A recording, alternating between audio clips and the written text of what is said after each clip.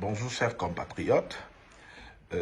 La vidéo de ce matin porte sur ce qui fait l'actualité parce que également les journalistes doivent pouvoir s'accoler à l'actualité. On n'invente pas les faits, on les traite en fonction des circonstances. Donc l'actualité c'est la liste des personnes convoquées par Rigobert Song dans le cadre de la Coupe du Monde au Qatar. Donc, comme vous avez pu le constater, cette liste suscite beaucoup d'émoi.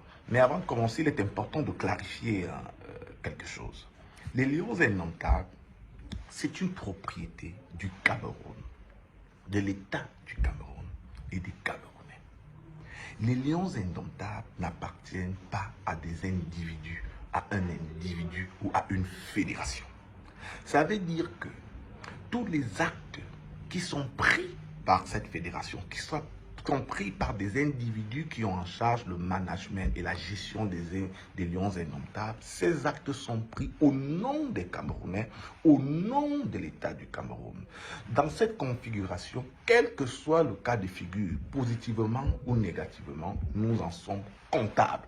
C'est la raison pour laquelle l'État du Cameroun, les Camerounais, ont le devoir de surveiller, de critiquer et de dénoncer des faits ou des agissements qu'ils estiment aux antipodes de leurs intérêts. C'est un élément basique dans la compréhension et dans l'analyse de tous les débats qu'il y a autour de la Fédération camerounaise de football. Ceci étant dit, il y a des premières observations qui doivent être faites et qui doivent être faites sur la base de la rationalité. Il est inexplicable qu'un joueur comme Michael Ngade Gandui ne soit pas sur cette liste. Pourtant, on a convoqué un retraité comme Nicolas Nkoulou ou encore un certain Bassogok. Ce type de comportement ne peut s'expliquer que par la logique des règlements de compte. Dans la mesure où si on analyse la dimension des performances, les performances qui doivent être à la base pour une sélection dans l'équipe nationale, il apparaît clairement que Michael Ngade est largement au-dessus d'un certain Nicolas Nkoulou qui n'évolue même pas dans son club en Grèce. Oh, Michael Ngade Gandui est titulaire dans son club. Donc, si on s'appuie sur les compétences, c'est Michael Ngade Gandui qui doit être sur cette liste. Même s'il faudrait qu'il soit remplaçant, il doit être sur cette liste. Il y a également un autre principe, le principe de la récompense. On a quand même un acteur qui a été essentiel pendant tous les matchs pour la qualification des Lions indomptables à ce mondial. Et on se souvient notamment de cette déviation décisive à Kal Toko Ekambi qui nous fait marquer ce but de qualification à Blida. Un moment historique, un événement salué par la planète football parce que les Lions indomptables n'étaient plus attendus au Qatar, c'était l'Algérie. On se souvient même que l'équipe avait annoncé l'Algérie. Mais à la dernière minute, ce sont les Lions qui sont qualifiés parce qu'on a eu ce coup de génie de Michael Ngade. Certains peuvent évoquer une ou deux performances qui n'ont pas été dans les attentes des uns et des autres. Mais c'est normal.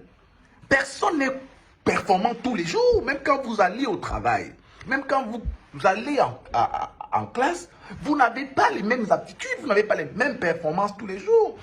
Rigobert Song, Samuel Eto'o, les Patrick Mboma et autres n'ont pas été au même niveau de performance à tous les matchs. Donc, ce n'est pas parce qu'un individu peut avoir une faible performance un jour qu'il est éternellement non performant. Cela peut arriver.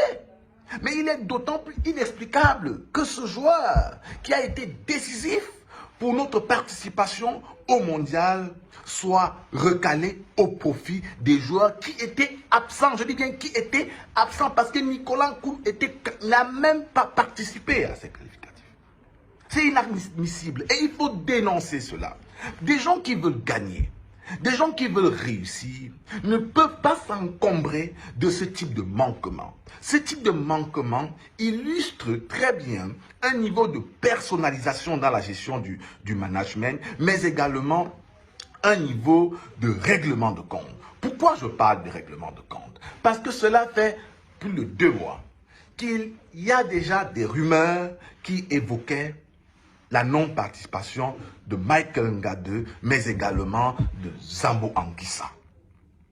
Et il avait été établi que le président de la Fédération camerounaise de football, Samuel Eto'o, était personnellement intervenu auprès de Rigobert Song pour qu'il n'aligne pas Michael Ngade et Zambo Anguissa.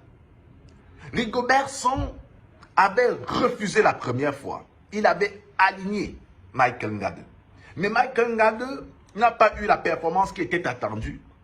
Et Samuel Eto'o a décidé la deuxième fois qu'il ne sera plus sur la liste. Or, malgré cela, le même Rigobert Song, qui suit les performances, c'est le coach qui suit les performances, a déclaré au mois de septembre qu'il était impensable que Michael Ngandui ou Zambo Anguissa ne fassent pas partie de l'équipe du Cameroun qui se rendra au mondial. Mais à notre grande surprise, on découvre donc hier soir que Michael Ngade n'est toujours pas sur cette liste. Zambo Anguissa, le talentueux et l'exceptionnel Zambo, doit en réalité sa présence à ses performances exceptionnelles en club à Naples. Ça devait être un scandale mondial si Zambo Anguissa ne figurait pas sur cette liste.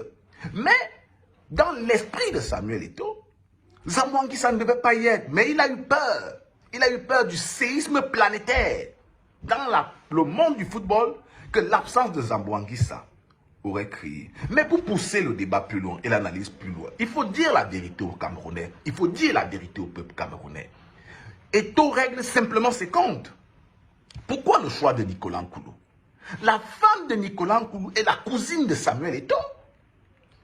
Cousine du même village. Au village, c'est une affaire villageoise. Michael Ngandui, au-delà du fait qu'il s'est plaint auprès de ses proches de l'intervention de Samuel Eto'o dans le choix des joueurs, il y a également le fait qu'il y a un contentieux familial que Samuel Eto'o a. Et il règle également ses comptes. On ne peut pas avoir une telle gestion calamiteuse d'une équipe qu'on assigne la responsabilité de remporter la Coupe du Monde.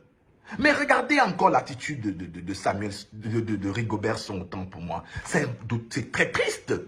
La liste est apportée à Rigobert Song par le team presse officiel. Que fait-il avec la liste des Lions indomptables? Que fait-il? Le coach doit avoir sa liste. Simplement le fait que cette liste, lui, ait été remise, cela montre très bien qu'il y a eu d'abord un processus de vérification et de contrôle. Qui a touché à la liste de Rigobert Song avant la conférence de presse? Ça ne peut être qu'une seule personne.